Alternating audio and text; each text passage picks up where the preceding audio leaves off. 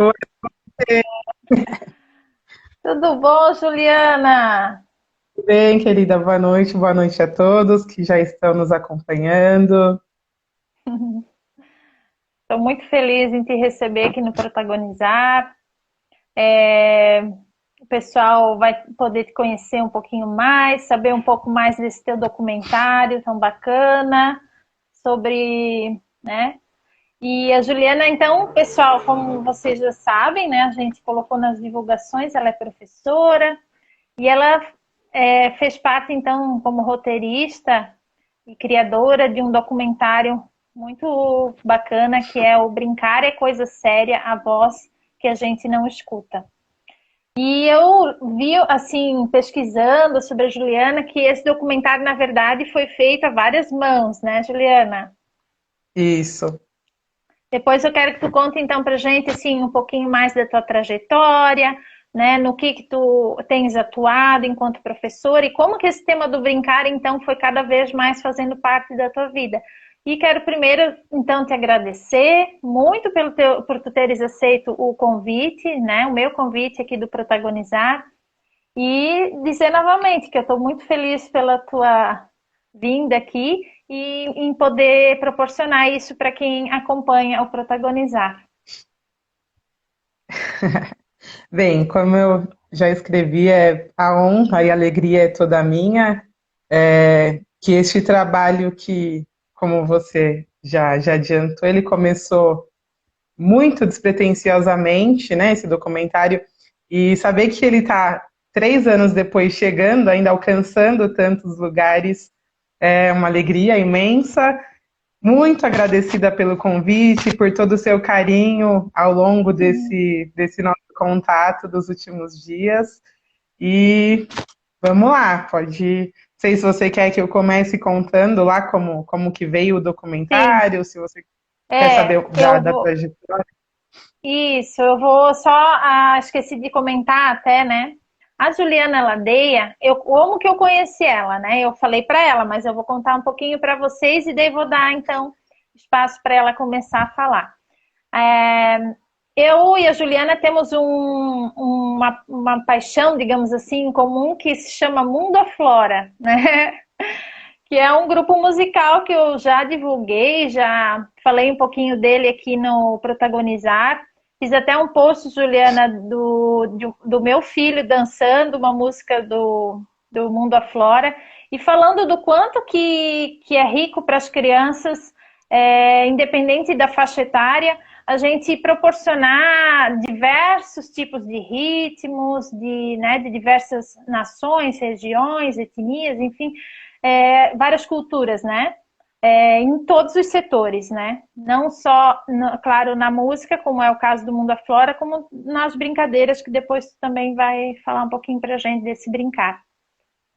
E aí eu, como acompanho o Mundo Aflora, vi que o Mundo Aflora começou uma série de lives e nessa série de lives convidaram então a Juliana Ladeia para fazer uma live com eles sobre brincar.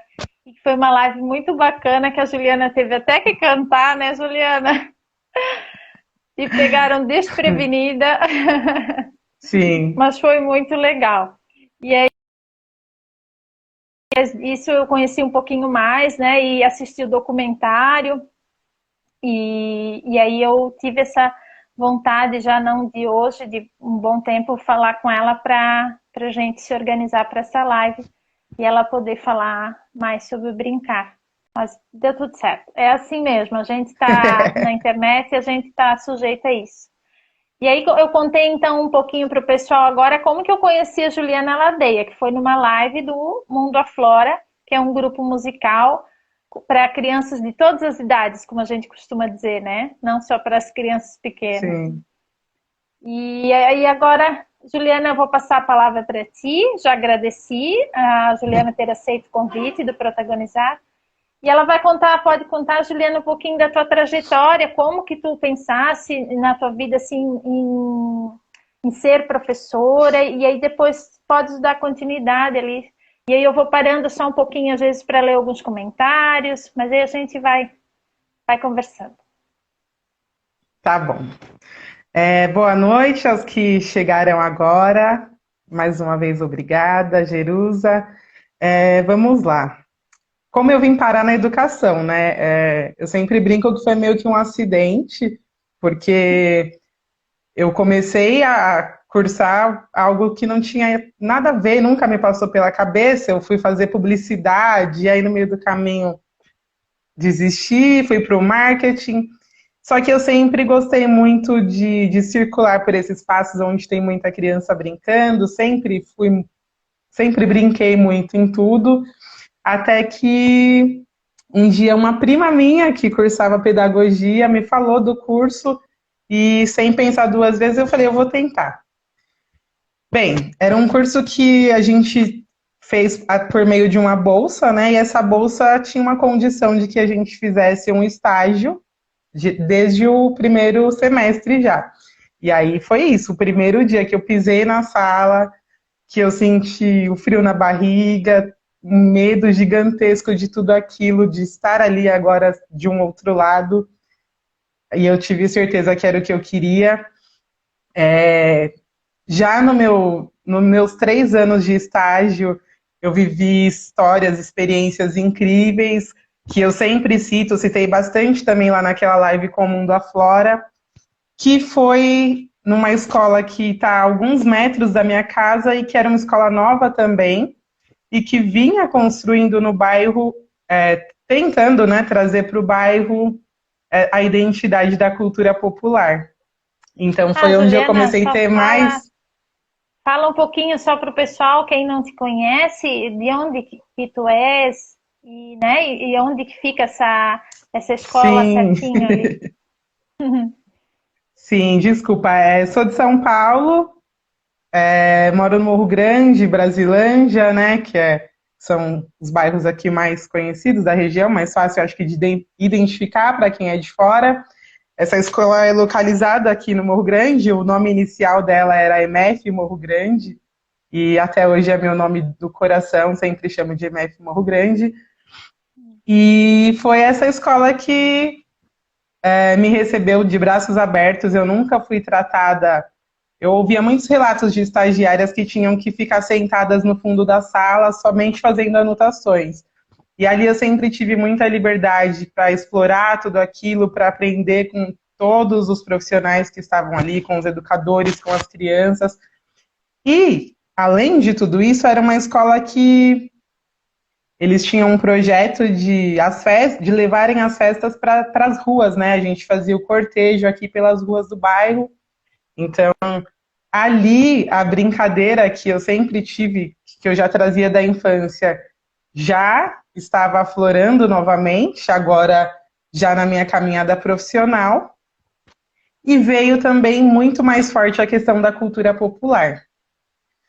E aí eu quis já mencionar essa informação, porque foi aí que eu cheguei até o Mundo Aflora, né?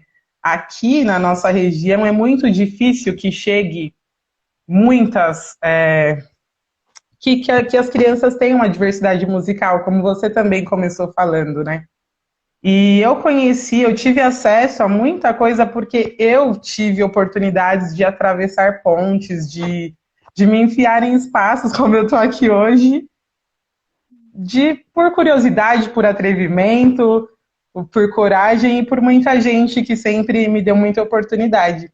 Então, surgiu também essa inquietação de trazer o outro lado da ponte para cá, para as crianças daqui. E foi aí que eu cheguei lá no Mundo Aflora, porque eu fui lá fazer uma provocação, se eles se enxergariam, né, tocando aqui na Brasilândia, visto que eles são de uma outra região, as crianças que consomem, a maioria são crianças de uma outra classe socioeconômica, enfim. E aí, passando para a parte seguinte, enquanto estagiária ainda, naquele processo, eu já tinha tomado a decisão que eu queria trabalhar com o terceiro setor. Então, eu me formei e fui trabalhar em uma ONG como educadora especializada em arte, e é lá que nasce esse documentário. O documentário nasce Quando você quiser me interromper, fica à vontade, que senão eu vou Ah, falando. o pessoal só tá aqui, ó, te elogiando, falando o quanto tu é merecedor, o quanto tu é maravilhosa. O pessoal de Serra do Morro Grande tá todo aí te prestigiando, né? Ah, eu tenho uma galera que é de coração, que sempre me acompanha, está sempre me Uhum. acompanhando, sem palavras para eles.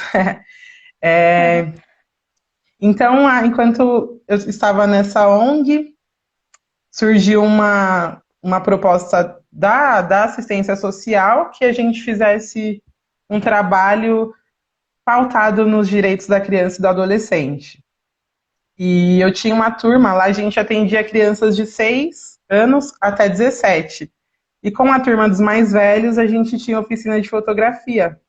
Então, a gente começou inicialmente com a ideia de fazer uma exposição fotográfica sobre o brincar. E aí eles começaram, então, acho que o protagonismo, eu vim, né? Hoje eu estou na educação infantil, mas eu acho que eu vim num caminho inverso. Que essa discussão com o brincar começou lá, com os adolescentes de 13, 14 anos, e eles a gente estava localizado numa região, num outro bairro, né? Aqui próximo, mas que as crianças não brincam tanto na rua, que são ruas que tem muitos comércios, enfim. Então eles começaram a se questionar se as crianças ainda brincavam, como que eram as brincadeiras de hoje.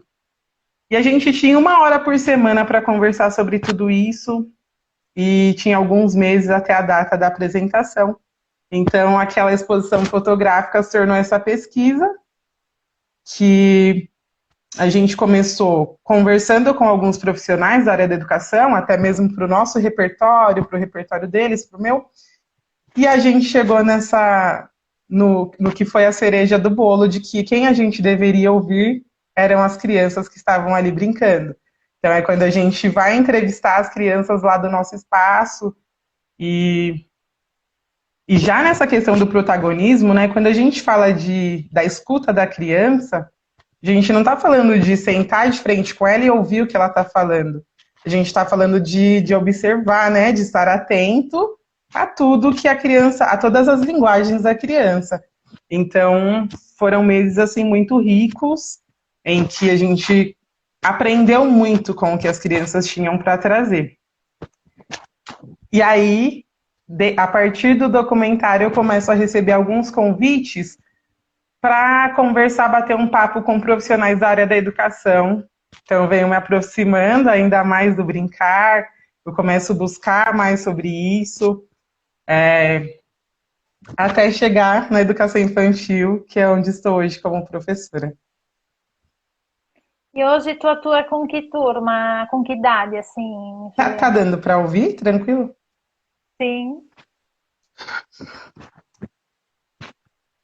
De 3 a 4 anos. Uhum. Só tá dando, acho que um pouquinho de atraso. Tu estás me ouvindo, acho que com um pouquinho de atraso, mas não tem problema, a gente vai se Sua, entendendo. acho que travou de novo, sua tela tá. É, eu Aqui para mim tô tá te vendo. rodando. Eu vou tentar voltar aqui pro Wi-Fi para ver se melhora. Estava atuando mais com os maiores, né, as crianças de 6 ali até os adolescentes, e falando de como se deu, como se constituiu esse documentário que ela então foi construindo junto com essas crianças, esses profissionais dessa escola.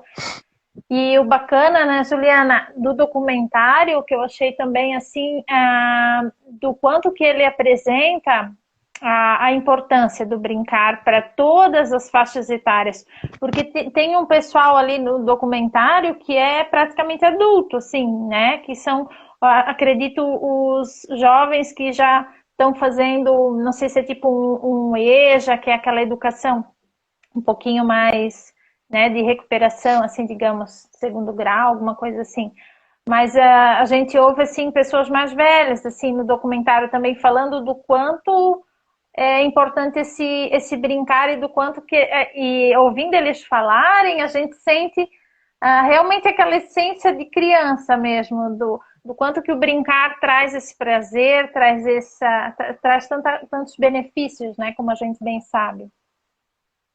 Sim, inclusive esses mais velhos são os que produzem esse documentário.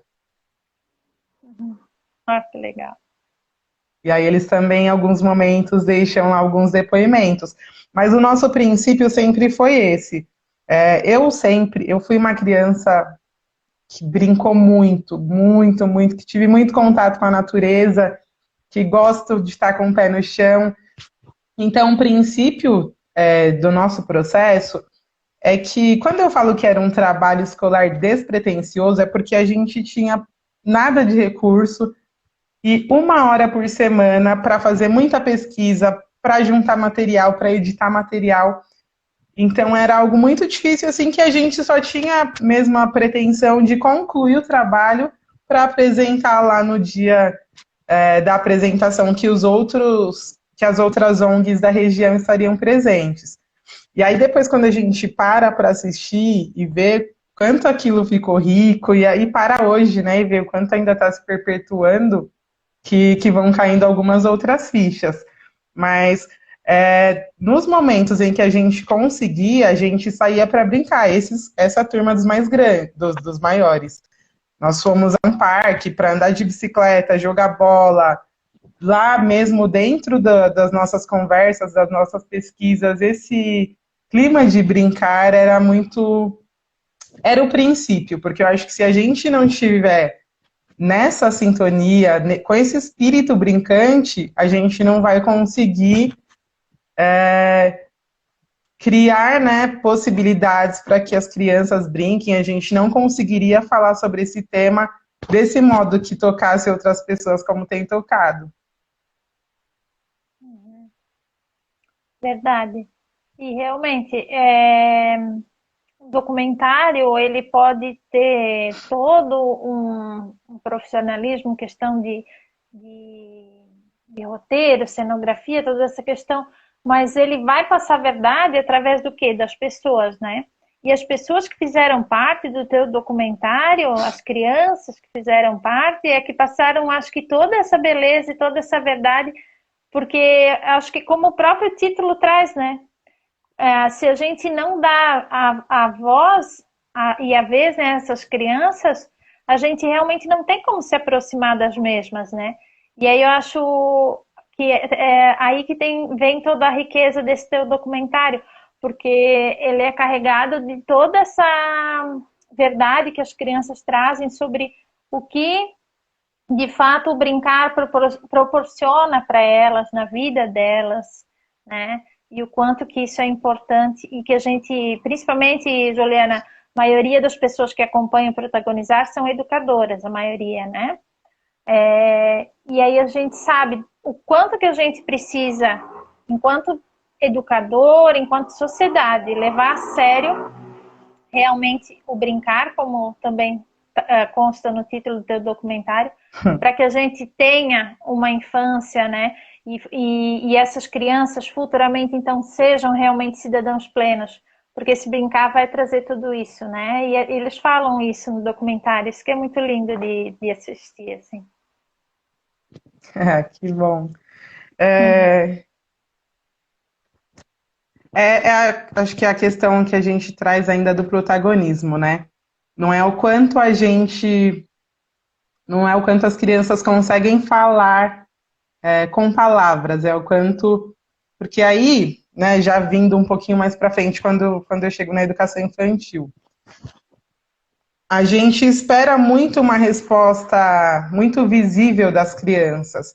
E lá naquele processo, foi muito visível isso com os maiores, né, com esses adolescentes, o quanto muita coisa não é dita, mas que no brincar eles transferem. E aí tem algumas falas assim que são muito fortes. Alguns são mais tímidos, então é meio... não sei se dá para pegar muito bem, mas tem um que fala que o que é importante para ele é o brincar e o arroz. Então, olha o nível que o brincar tá para a criança, dos maiores falando, conseguindo trazer algumas brincadeiras da infância e falando o que aquilo contribui na vida deles. E é o que eu sempre falo, eu tenho é muito claro para mim o quanto eu ter brincado contribuiu para eu ser quem eu sou hoje. Uhum. E tu continuando na educação infantil, acho que tu, como tu disseste, que tu fosse fazendo o caminho inverso, fosse, eu acho que cada vez mais se aproximando disso que tu vivenciaste na tua infância e que tu, enquanto professora, né, educadora, tu estava ali também podendo vivenciar e presenciar com as tuas crianças. E agora, por exemplo, durante a pandemia, vocês têm alguma interação ou agora a aula suspendeu e as crianças não conseguem ter contato com vocês aí em São Paulo? Nós temos feito, né, alguns vídeos com propostas de brincadeiras, mas eu não sei como que é, não consegui encontrar muito sobre educação aí, mas aqui em São Paulo, a educação infantil, e é uma outra tecla que eu sempre venho batendo nesses bate-papos que eu tenho sido convidada, é do quanto é complexo, né, falar da primeira infância. Apesar de todos os autores que a gente conhece na faculdade, que a gente estuda na faculdade, de tantas abordagens que nós já temos hoje, do currículo, de todos os documentos. Aqui em São Paulo, a educação na primeira infância, a maior parte dela ainda é em prédios inadequados, e é uma tecla que eu sempre bato porque isso exprime muito do que a gente poderia fazer, né? Quando a gente fala da importância da natureza, mas a gente está num sobradinho que foi adaptado para a primeira infância. E tem uma outra questão do quanto é recente, né, a transição da assistência social para a primeira infância como primeira etapa da educação básica.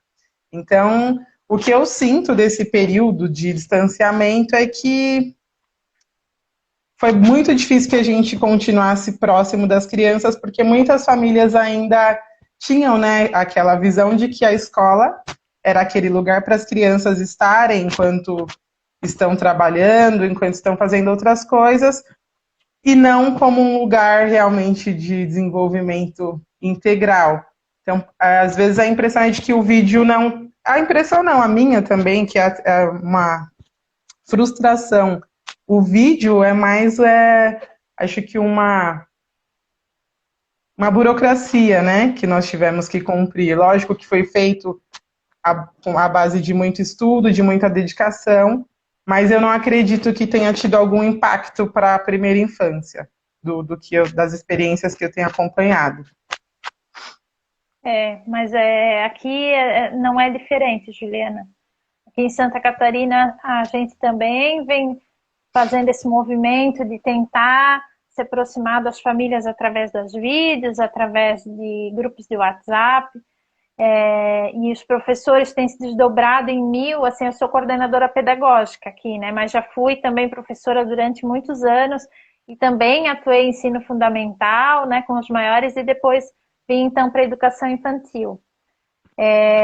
Mas mesmo na coordenação, acompanhando então os trabalhos e as propostas dos professores, a gente vai percebendo isso que tu fala, do quanto que é frustrante, porque a gente sabe que justamente essa riqueza que tu trouxesse na tua fala, de a gente realmente se aproximar desse protagonismo infantil, ele só se dá através da presença, né?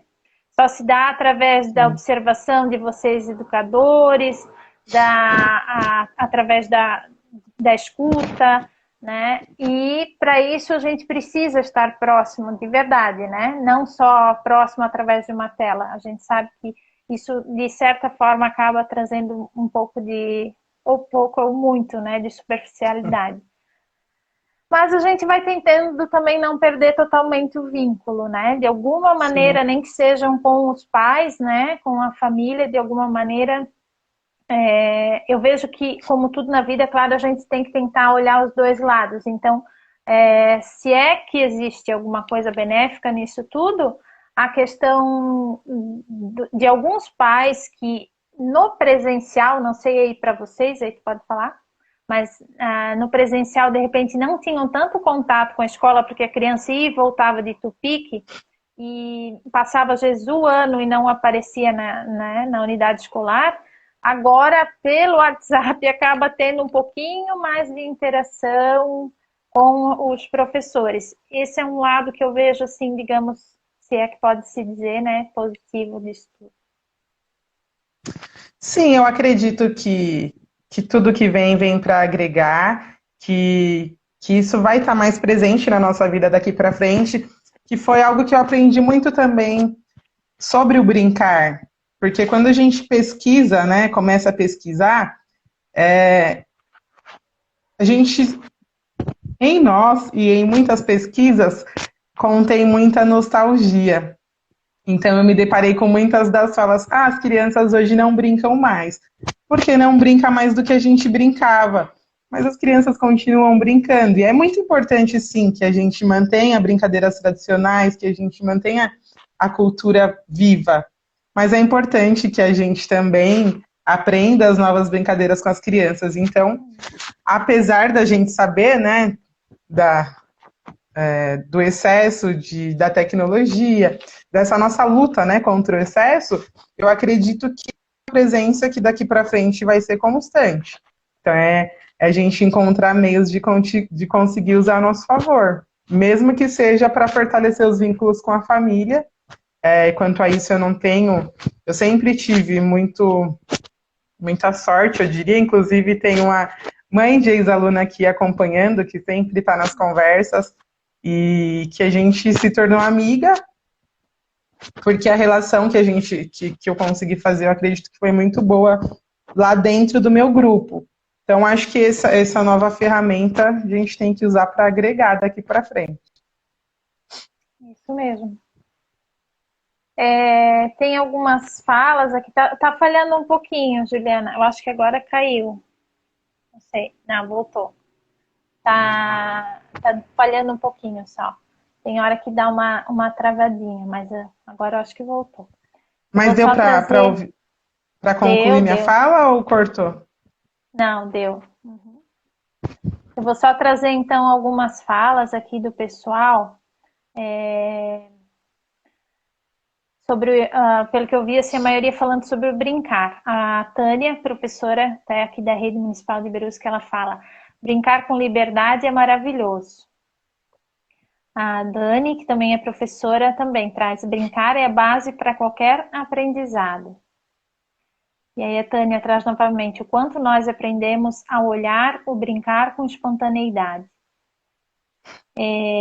A Applied a Araújo, ela diz: o brincar é muito importante para a aprendizagem para as crianças. Uma pena que muitos profissionais usam brincar para ganhar tempo para fazer outras coisas.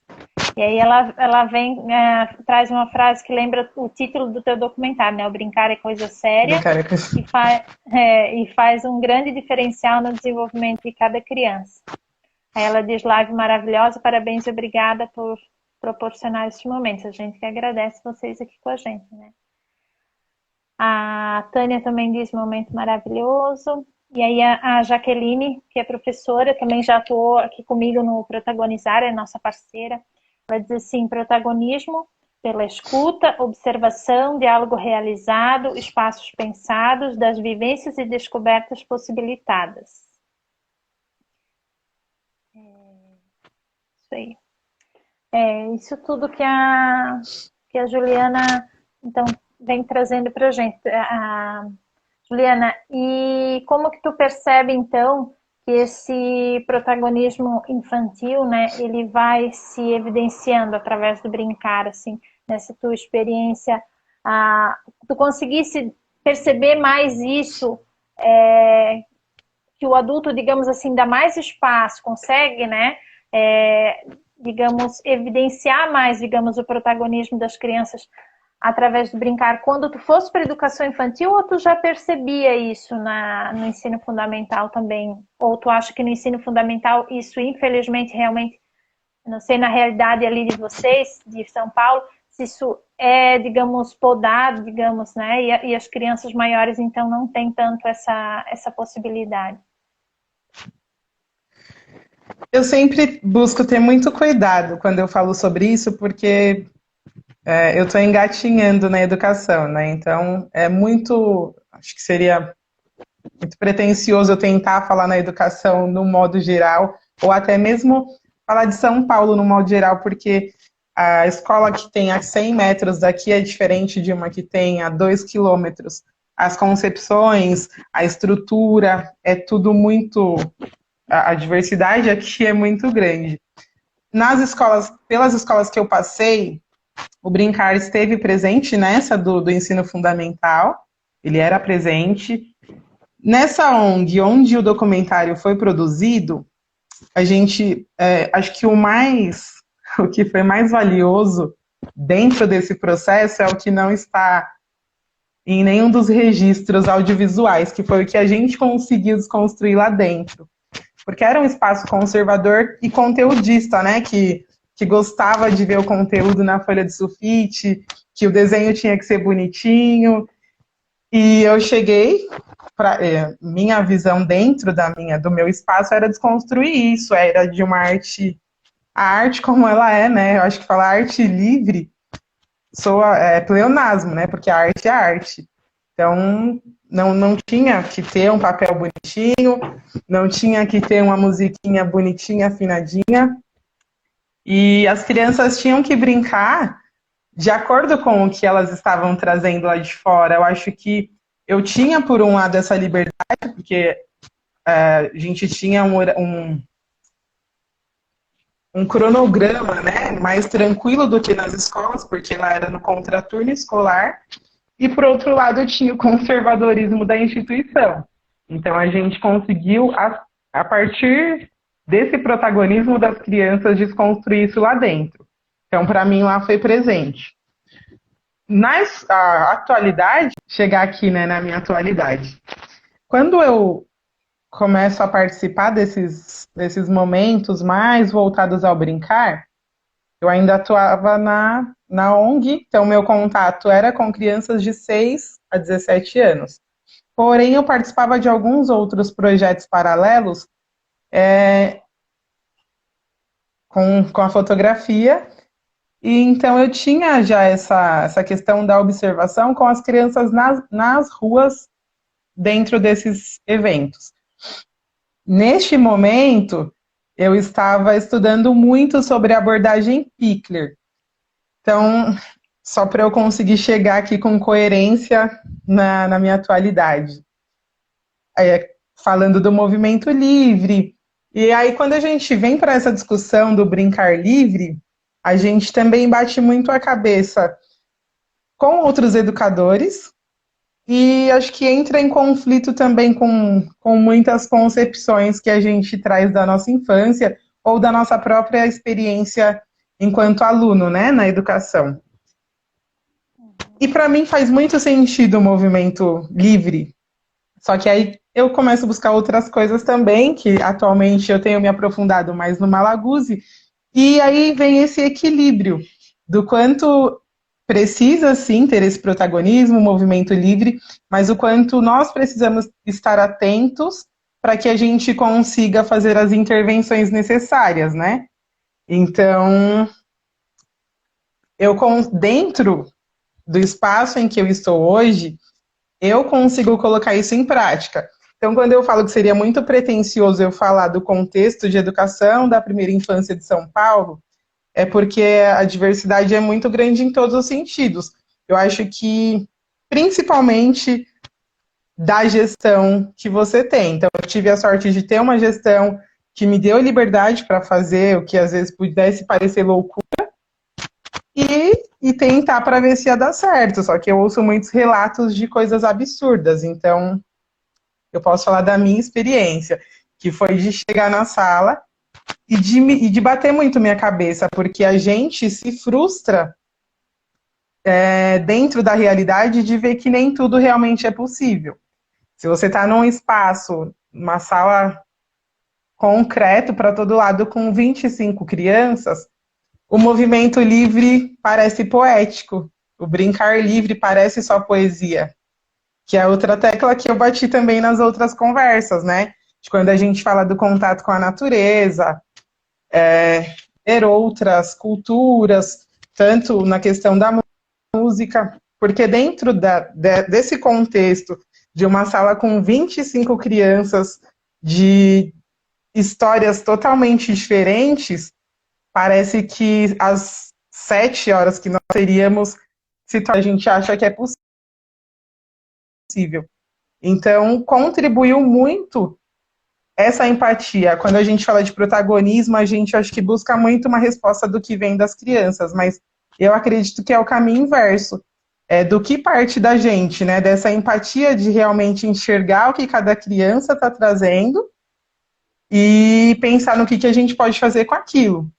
Então, eu vou trazer um exemplo dessa minha amiga que está aqui, que eu citei, que é a mãe de uma ex-aluna, de algo que foi muito marcante, que traz também uma questão referente ao cabelo. Tá dando para ouvir ou cortou de novo? Não, ele tá dando às vezes uns cortezinhos, às vezes dá uma pixelada que a gente fala, né? Mas tô conseguindo te acompanhar. O pessoal também, se quiser dar um retorno ali pra gente nos comentários, se estão conseguindo acompanhar. Se não, como a Juliana, como eu falei, a gente pode fazer um outro momento. Já super apoiaram aqui, ó, para fazer super apoio uma outra live, já falaram. Então, mesmo que o pessoal tenha perdido alguma coisa, mas a gente pode sim, mais adiante, fazer um novo encontro. Mas tá dando sim para te acompanhar. E o pessoal, acho que pelo que está comentando aqui, nos comentários também, né? Tá dizendo, o áudio tá ok. Então, bora. Pode continuar. Algumas experiências, né, que foram muito significativas. A gente vive, aquele espaço é muito significativo. Mas algumas que eu acho que conseguem exemplificar um pouco mais disso. E essa criança em questão, ela tinha muito receio com o toque no cabelo dela. E eu tinha essa memória afetiva do que eu tinha vivenciado com o meu cabelo na minha infância, então eu respeitava muito aquilo. Só que também é um conflito, né? Porque como que você toca no cabelo de todas as outras crianças e aquele cabelo que é crespo, você não toca. Então a gente tem que ter esse equilíbrio de até onde é o espaço que está permitido e qual não. Mas eu deixei rolar do jeito dela, até o dia que ela chegou e me pediu para arrumar o cabelo.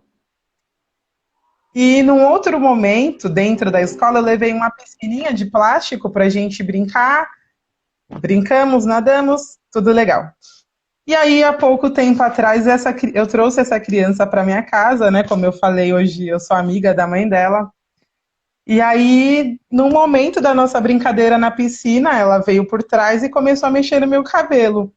E ela achava muito engraçado as formas que o meu cabelo fazia conforme ela molhava. E ela repetia as mesmas frases que eu falava para ela enquanto tocava no dela. Olha, eu vou tocar devagar, se doer você me fala. E seguiu repetindo. Só que isso para mim é muito forte. Eu falava isso para a mãe, falo até hoje isso para a mãe dela, do quanto isso foi significativo na construção da nossa relação, né? Desse ato de confiança. E isso transformou o momento para toda a turma. Então, nosso último momento depois do jantar era o momento em que a sala se transformava num salão de cabeleireiro. Não que deva existir, né, esse momento específico para isso, mas era o momento em que todas as crianças sabiam que iam se arrumar para ir embora, que iam organizar as coisas para ir embora. Então, todo mundo queria mexer no cabelo, ir para frente do espelho e falar o quanto estava lindo. E isso fazia parte de muitas outras conversas que a gente tinha ao longo de todos os dias. E a mãe dela está escrevendo que ela está ouvindo, e daqui a pouco eu estou chorando e não consigo. Linda. Que linda. Então, é uma das experiências que é muito significativa, porque quando a gente fala do brincar livre, algumas pessoas têm um entendimento de que você vai jogar as crianças lá e deixar elas brincando, então daria elas não estão aprendendo nada. Então, acho que eu consigo exemplificar aqui no quanto um gesto que não tinha nada a ver com uma brincadeira especificamente, transformou toda a estrutura da nossa turma e a minha relação com essa criança. E aí, deixa eu respirar fundo, porque eu sou chorona. Que emociona, né?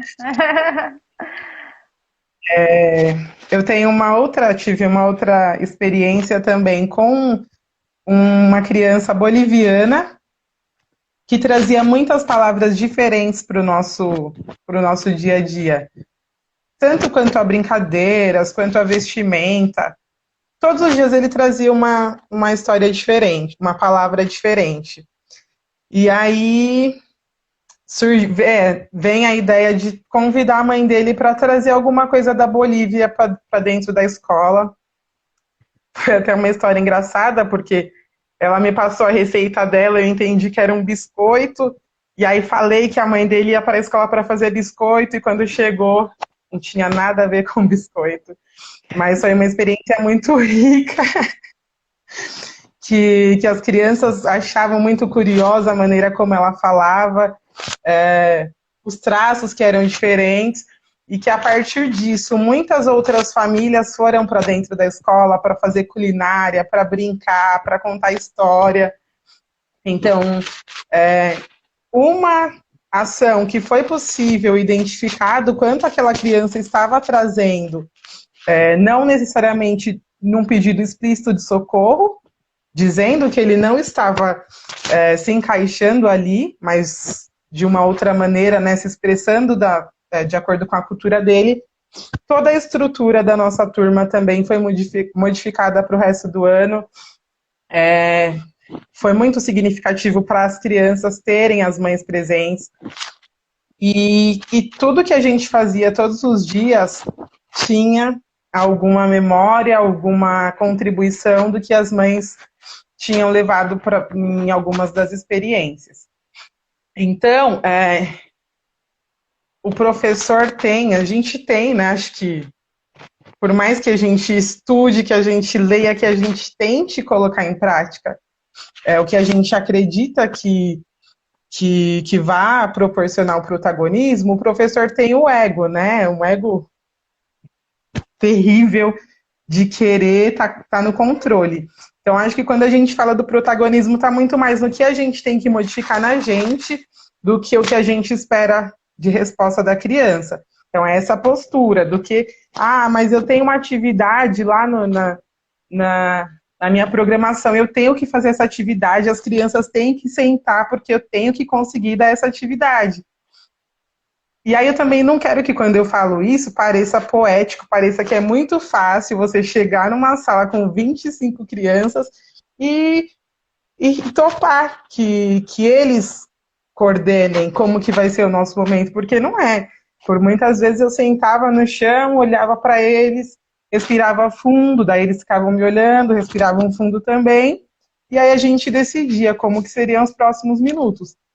Mas a gente respira, tenta outra vez, e às vezes sim, a gente tem que ter esse momento em que a gente vai assumir o controle. E quando eu falo que depende muito mais da gente, eu vivi esse conflito durante o ano inteiro. Era a minha primeira turma de educação infantil. E aí tem um outro conflito se existe o protagonismo da criança, será que eles vão te respeitar? Será que você vai conseguir que eles entendam qual que é a sua figura nessa sala? E que é um outro conflito também que durou pelo ano inteiro. No fim do ano, quando eu coloquei minha cabeça no travesseiro e já tinha tido respostas de muitas famílias, eu falei, sim, eu concluí o meu trabalho e eu fiz o melhor que eu poderia fazer, mas dentro das quatro paredes a gente se questiona o tempo inteiro. Dentro das paredes internas de educador, né? Que a Sim. gente sempre se cobra demais. Mas eu achei muito bonito isso e importante, Juliana, isso que tu trouxe, porque realmente, olha só que olhar significativo que a Juliana traz para a gente, que o protagonismo ele não se dá só através da criança, e sim também do educador. E é verdade, porque quando a gente está num lugar que a gente não se sente pertencente a ele, a gente não consegue se demonstrar o que a gente de fato é, né? E quantas crianças que os pais dizem: ah, mas eu não dou mais conta, em casa ele é terrível. E na escola, às vezes, essa criança nem oraliza, nem fala quase o que pensa. Por quê? E por que será? Ah, ele é tímido na escola ou ele realmente não se sente parte daquilo? E por que não se sente parte, né? E eu acho que o que a Juliana trouxe realmente é extremamente importante para a gente que está na educação, que pensa educação, mesmo enquanto mãe, enquanto tia, enquanto, enfim, que está em contato com as crianças e sabe da importância de a gente realmente proporcionar esses espaços para elas, para que elas sejam elas mesmas, né? Ah, acho que agora travou novamente. Opa, voltou. Estamos nos minutos finais, que pena. Mas, Juliana, eu queria, assim, antes de falar da próxima live, que eu acho que até tu vai gostar bastante de saber qual é a próxima live do Protagonizar, porque é um tema que eu acho, assim, de extrema relevância e com uma pessoa maravilhosa também, tão maravilhosa quanto você. E eu queria novamente te agradecer, né, por teres aceito esse convite, estar aqui com a gente, trazer toda essa tua experiência, mesmo que, como tu diz, pouco tempo, mas olha só que significativo isso que tu trouxe para a gente hoje, de a gente, enquanto educador, saber do protagonismo da criança, que não acontece só, digamos, de uma via, que tem que ser uma via de mão dupla, né?